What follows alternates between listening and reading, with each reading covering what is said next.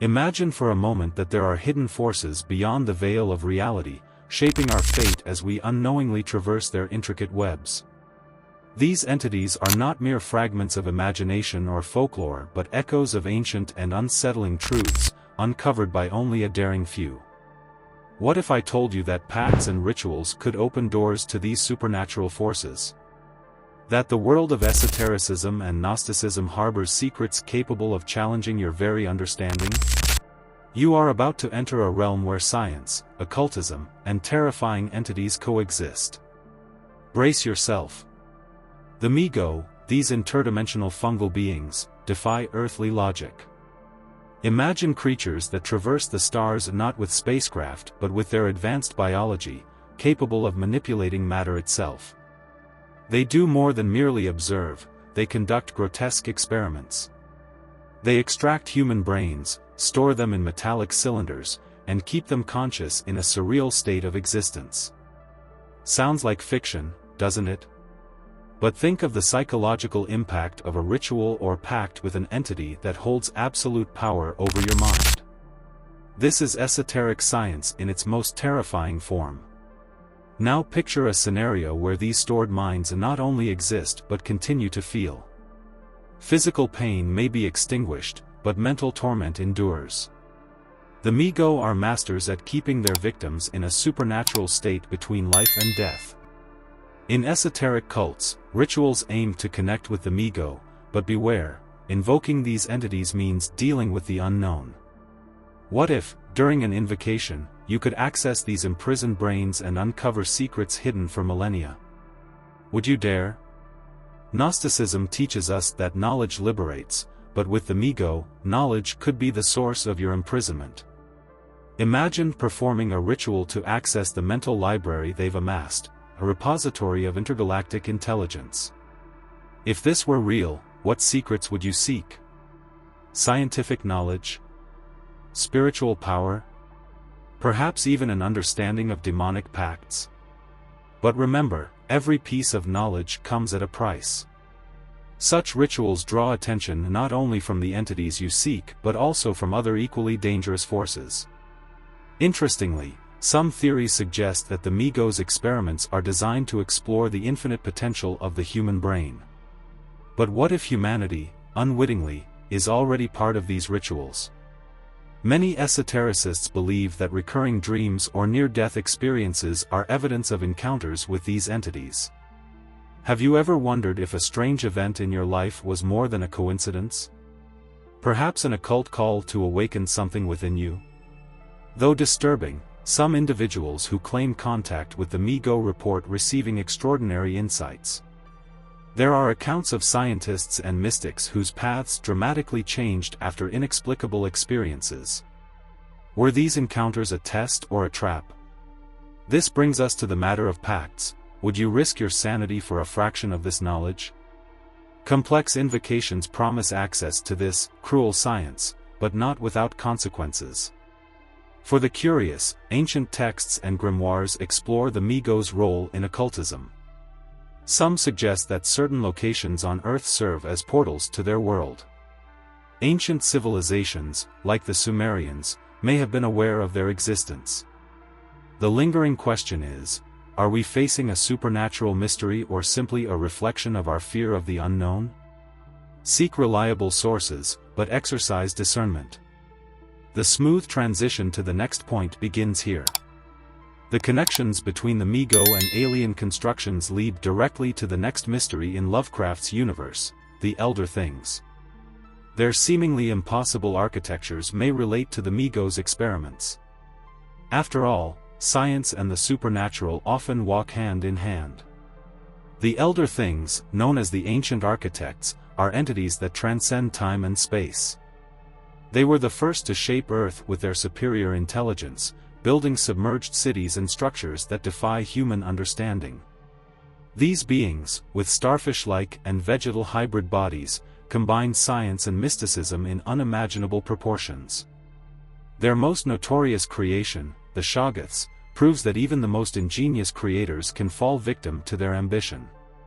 Imagine a ritual aiming to access their wisdom, Would it be a chance to uncover cosmic mysteries or an open door to madness?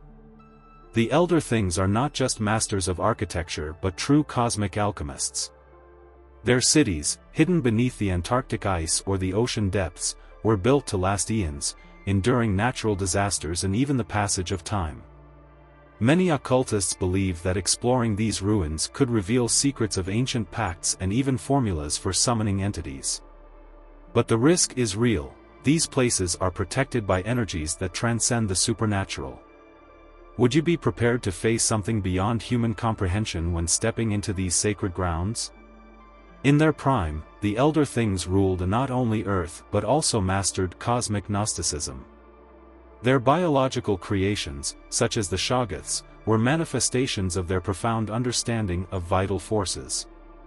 Many believe that modern science has barely scratched the surface of what they understood as life. During esoteric rituals, some seek to channel the power of these beings to create or transform reality at will. Imagine being able to reconfigure matter as they did, a tempting feat, but one fraught with danger for those bold enough to attempt it. Ancient texts describe the Elder Things as entities capable of teaching the secrets of creation. Some occultist cults suggest that a pact with these beings could grant knowledge to recreate life or even challenge death. However, these same texts warn of the exorbitant price, the summoner's soul or sanity. Invocations directed at them often involve complex geometric patterns and specific summoning formulas, reinforcing the idea that their creations were not merely scientific but also ritualistic. If the Elder Things are the ultimate architects, their relationship with the Shoggoths reveals how fragile control over a creation can be. Creating something powerful and limitless always carries risks.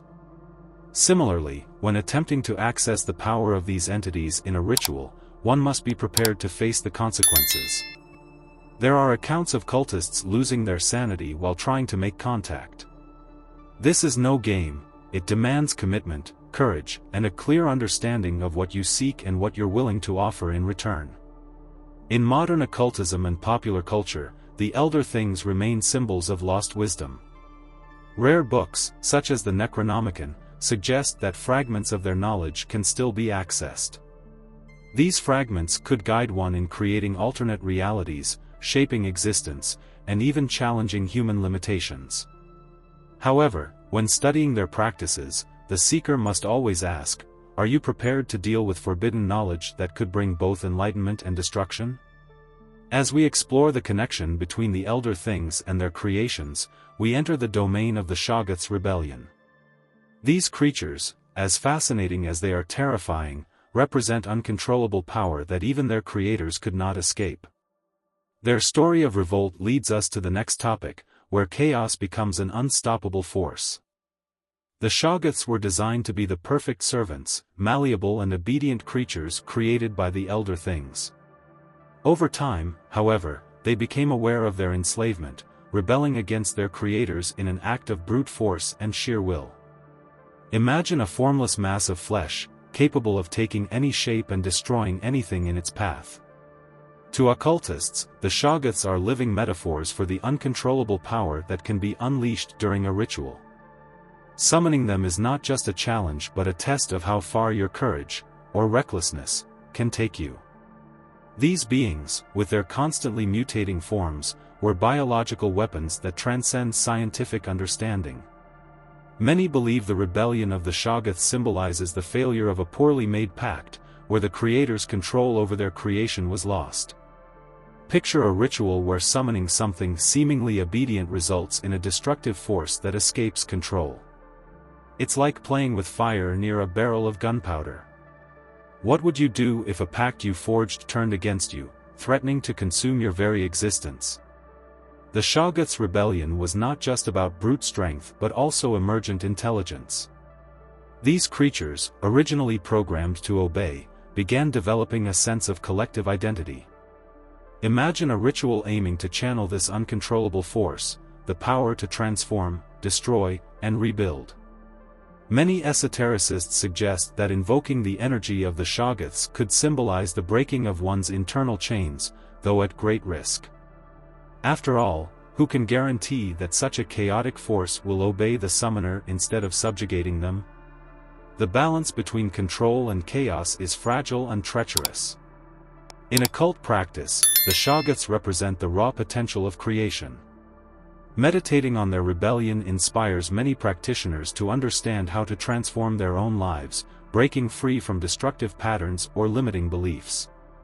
A practical example might involve a symbolic ritual of liberation, using candles and representations of chains to shatter invisible bonds. These rituals, inspired by the Shoggoth story, serve as both metaphors and spiritual tools for those seeking change. But beware, the supernatural rarely remains merely symbolic. Legend suggests that the Shoggoths, after their rebellion, did not disappear completely. Instead, they became wandering forces, inhabiting forgotten and perilous places like caves and deep-sea abysses.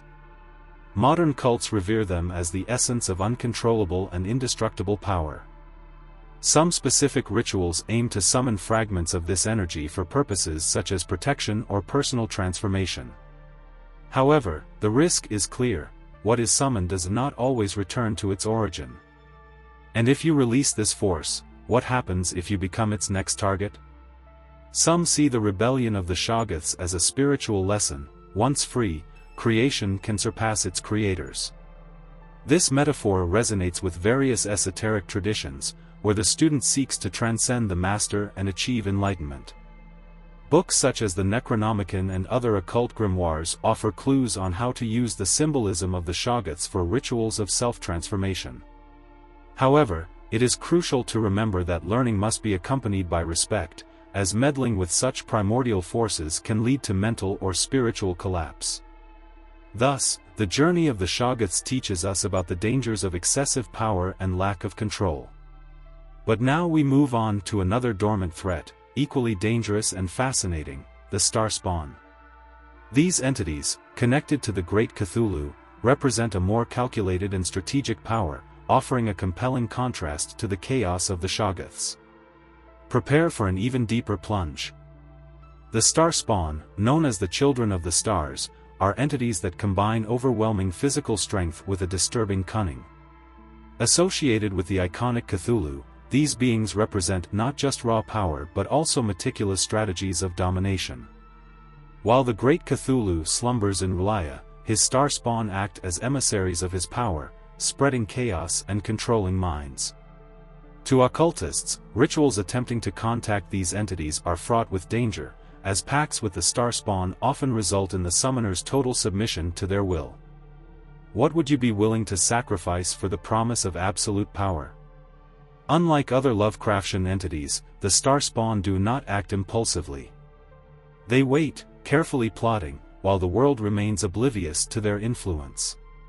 Some esoteric cults claim that the dreams of certain individuals are manipulated by these beings, instilling visions of pacts and rituals in exchange for forbidden knowledge. For instance, there are accounts of individuals who, after recurring visions of a dark ocean, claim to have gained inexplicable abilities, at the cost of their sanity. This raises the question: is it worth risking your soul to obtain what the Starspawn have to offer? The Starspawn also symbolize the concept of strategic domination. Summoning them does not merely attract a force of brute strength but a dangerous intelligence capable of manipulating the summoner. Modern cults have adapted specific rituals to negotiate with these entities, often involving aquatic symbols and offerings tied to the ocean. Such practices are seen as a test of loyalty, where any weakness can be exploited by the summoned entity. The reward?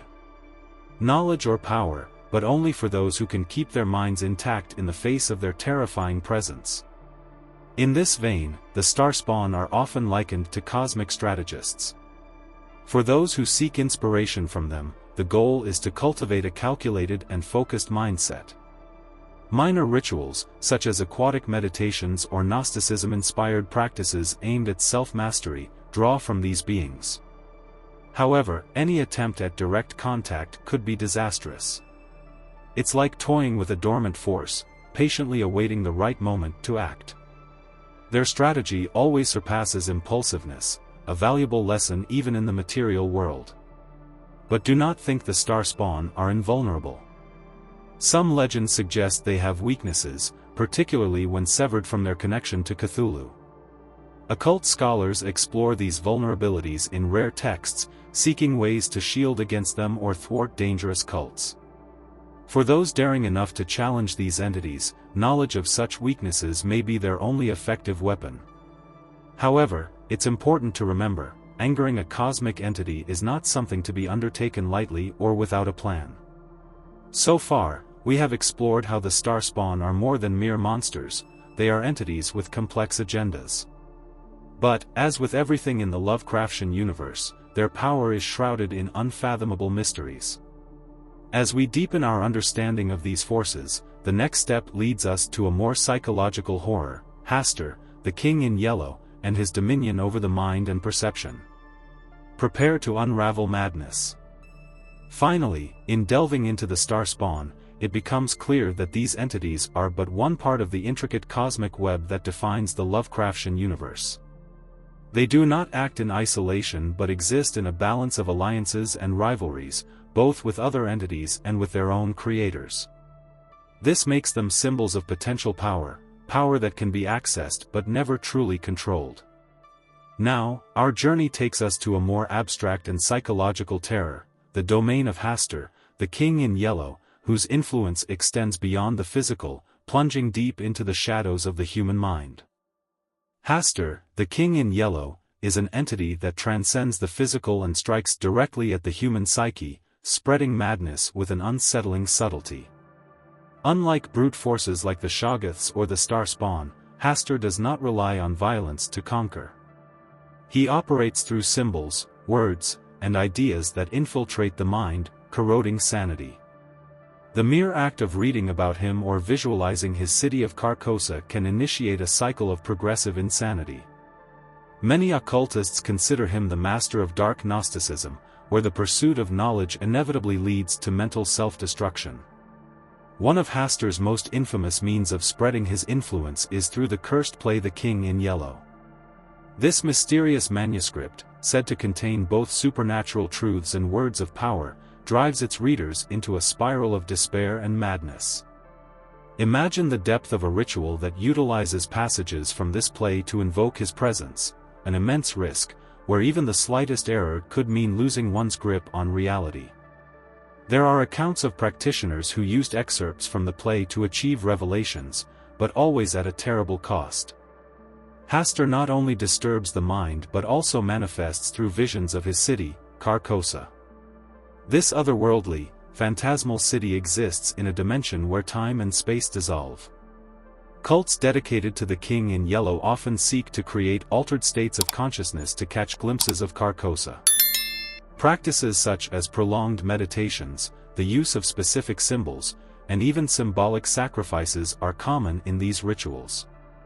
The question is, would you dare to open your mind to this dimension, knowing that insanity might be the only escape? Interestingly, Hastur often appears indirectly. He does not emerge as an immediate destructive force but as an idea that grows within his victim, slowly and relentlessly. His influence parallels real-world phenomena, such as the spread of ideologies or obsessions with certain concepts. Contemporary occultists often adapt this symbolism to explore the boundaries of the human mind. For example, meditative rituals aimed at confronting deep fears and traumas can draw inspiration from Hastur's subtle but powerful approach. For those who dare to invoke Hastur, the warnings are clear: he is the master of implicit pacts. Unlike other entities, he does not demand a direct contract but plants the seed of destruction within the summoner. Many claim to have felt his influence without ever actively seeking him. This raises an unsettling question: are you safe merely by learning about him, or are you already drawing too close? For those who believe in the power of words, studying Hastur is like playing with an unquenchable fire. Hastur's psychology is extensively studied in esoteric circles, but few dare to delve into his most dangerous rituals. One example involves the use of golden masks, symbolizing the duality between reality and illusion, a recurring theme in his mythology. These rituals are designed to help the practitioner transcend ordinary perception, but the consequences can be devastating. Losing one's sanity or even becoming an unwitting emissary of the King in Yellow are frequently reported risks among those who dare to invoke him. Hastur's influence extends beyond the individual, affecting entire communities that collapse under his subtle sway. His cults thrive in secrecy, spreading ideals that seem benign but slowly erode societal structures. As we delve into his psychology and impact, we see that he embodies the pinnacle of Lovecraftian horror, not physical destruction, but the slow and relentless erosion of the mind. With this, we transition to a final reflection on how to apply this knowledge in your practices and how to avoid the dangers accompanying each of these supernatural pacts.